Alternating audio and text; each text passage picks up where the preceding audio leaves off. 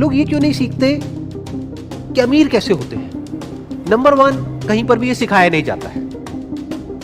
अगर कोई गरीब घर में पैदा हुआ है तो उसको ये नहीं सिखाया जाएगा कि अमीर कैसे होते हैं। उसको ये सिखाया जाएगा कि गरीबी में जीते कैसे हैं, गरीबी में एडजस्ट कैसे करते हैं, गरीबी में गुजारा कैसे करते हैं। और उसको जितने भी डायलॉग सुनने को मिलेंगे सुबह से रात तक, वो सारे ऐसे ही होंगे जो इसी बात को और पक्का करते चले जाएंगे और रीइंफोर्स करते चले जाएंगे कि जितनी चादर है उतने ही पैर फैलाओ। मतलब क्या कि अगर आप गरीब हो तो गरीबी में ही गुजारा करना सीखो, अपनी चादर को बड़ा मत करो, हवा में मत उड़ो, अपने पैर हमेशा जमीन पर रखो, बड़े बड़े सपने मत देखो। कोई भी आदमी अमीर या गरीब बाद में होता है बाहर की दुनिया में, पहले वो अंदर अमीर या गरीब होता है। इनफैक्ट किसी का भी आप एग्जाम्पल उठा करके देख लो जो बिल्कुल ही एक नीचे के लेवल से उठ करके पता नहीं कहां किस लेवल पे गया है। फॉर एग्जाम्पल धीरू भाई अंबानी, क्योंकि अगर आप स्टार्टिंग देखोगे तो बहुत ही एक छोटे लेवल से उन्होंने अपने करियर की शुरुआत करी थी, लेकिन उसको पता नहीं कहां का कहां ले गए। वो बाद में अमीर हुए, लेकिन पहले ही अपनी सोच के लेवल पे वो अमीर थे। यानी पहले वो सोच के लेवल पर अमीर हुए, बाद में बाहर अमीर हुए। ऐसा ही सबके साथ होता है, पहले हम अंदर से अमीर होते हैं, बाद में बाहर अमीर होते हैं। अब अंदर से अमीर कैसे होते हैं और अंदर से गरीब कैसे होते हैं?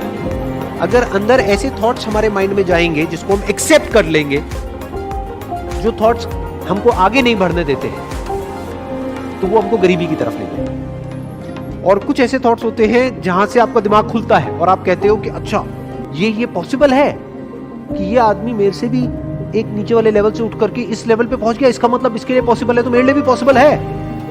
तो ये थॉट्स आपको अमीरी की तरफ ले जाते हैं at the level of your thought. अब पहले आदमी यहां अमीर होता है, बाद में बाहर अमीर, बिल्कुल इसी तरह से जैसे पहले यहां गरीब होता है, बाद में बाहर गरीब होता है। तो ये गलती करी उस इंसान ने, उसको सीखना चाहिए था, उसको कुछ बुक्स पढ़नी चाहिए थी। फॉर एग्जाम्पल एक बुक है think and grow rich by Napoleon Hill. ये बुक कैसे लिखी गई थी? आज से बहुत साल पहले लिखी गई थी। जो ऑथर है वो गए और जा करके मिले ऐसे बहुत सारे लोगों से जिन्होंने कुछ एक्स्ट्राऑर्डिनरी लाइफ में अचीव किया है, और उन सब के अंदर कुछ कॉमन ट्रेड्स को नोटिस किया, कुछ ऐसी बातें नोट करी जो हर उस इंसान में थी जो गरीब से अमीर हुआ, और वो सब जो सीखा उसको उस बुक में उतार दिया। कई साल लगे उनको ये रिसर्च करने में और ये बुक को लिखने में, और कुछ घंटे लगने थे ये बुक पढ़ने के लिए, लेकिन 99% लोग नहीं पढ़ते। ये गलती उन्होंने करी, क्योंकि वो खुद जा करके नहीं मिल सकते उन लोगों से जिन्होंने कुछ एक्स्ट्राऑर्डिनरी अचीव किया है, क्योंकि उनके घर के अंदर भी नहीं घुसने दिया जाएगा। ये बात सच है, लेकिन उनकी बुक तो पढ़ सकते हैं। सोचो, उस बुक से तो सीख सकते हैं। डायरेक्टली उन लोगों से नहीं मिल सकते जो दुनिया के सबसे अमीर लोग हैं, बट इनडायरेक्टली इस बुक के थ्रू तो मिल सकते हैं, उनकी थिंकिंग को समझ सकते हैं। सिर्फ यही नहीं कि एक आदमी की थिंकिंग कैसी है, ये कि ऐसे बहुत सारे लोगों की थिंकिंग में क्या कॉमन है, वही तो समझना जरूरी है ना। एक्सेप्शंस को समझना जरूरी नहीं है। एक्सेप्शंस को समझने का मतलब क्या कि किसी आदमी की लॉटरी लग गई और वो अमीर हो गया, उसकी बात नहीं करी जा रही इसमें। क्या बात करी जा रही है?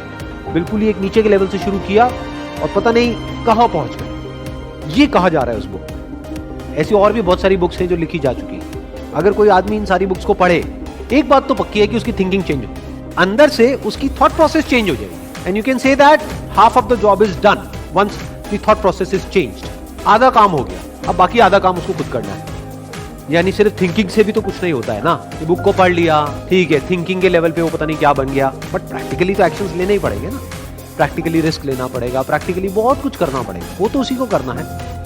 बट दोनों का अपना रोल है, बिना एक के दूसरा नहीं हो सकता। नॉलेज तभी काम की है जब उसको एक्शन में लाया जाए। तो सीखा तो सही, लेकिन उसको प्रैक्टिकली लाइफ में अप्लाई नहीं किया, ये दूसरी गलती। तीसरी गलती, अप्लाई भी किया, यानी जो सीखा उसको प्रैक्टिकली अप्लाई भी किया, लेकिन जब अप्लाई किया तो नहीं सीखा कि अप्लाई कैसे करते हैं। तो उसके लिए आपको अलग तरह की बुक्स चाहिए। उसमें ये बुक काम नहीं आएगी थिंक एंड ग्रो रिच। ये बुक कहां पर काम आएगी? आपकी थिंकिंग को एक्सपैंड करने के लिए, कि अभी जो आपकी थिंकिंग में ये बैठा हुआ है बचपन से, जैसे एनवायरमेंट में आप बड़े हुए हो कि मैं कुछ नहीं कर सकता, कि आपकी थिंकिंग में ये आने लग जाएगा कि नहीं, जब इतने लोग कर सकते हैं तो मैं भी कर सकता हूं। आपके अंदर से ये आने लग जाएगा, जो बहुत इंपॉर्टेंट है। लेकिन इसका मतलब ये नहीं है कि आप कुछ भी कर सकते। जो करना है वो सीखना तो पड़ेगा ना। तो अब अगर प्रैक्टिकली आपको कोई काम करना है तो उसके लिए अलग तरह की बुक्स है। जैसे थिंक एंड ग्रो रिच आपको मार्केटिंग नहीं सिखाएगी कि मार्केटिंग कैसे करते हैं। अरे तो मार्केटिंग तो सीखो। मार्केटिंग के लिए एक अलग बुक है, that is marketing management by Philip Kotler for example. और ऐसी मार्केटिंग के ऊपर और बहुत सारी बुक्स हैं। तो मार्केटिंग को अलग से सीखना पड़ेगा कि अगर आपने एक एक्स्ट्रा ऑर्डिनरी प्रोडक्ट बना भी लिया या कोई बहुत अच्छी सर्विस आप दे भी रहे हो लेकिन किसी को पता ही नहीं है तो क्या होगा, कोई वो प्रोडक्ट नहीं लेगा, फिर आप कहोगे मेरा बिजनेस फेल हो गया। अरे तो मार्केटिंग तो सीखो। और लोगों को क्या लगता है कि अगर हमको मार्केटिंग सीखनी है तो हमको जाकर के एमबीए करना पड़ेगा मार्केटिंग में, तभी हम मार्केटिंग सीख सकते हैं। ऐसा कुछ नहीं है, बहुत सारी बुक्स है, वहां से हम खुद पढ़ करके सीख सकते हैं।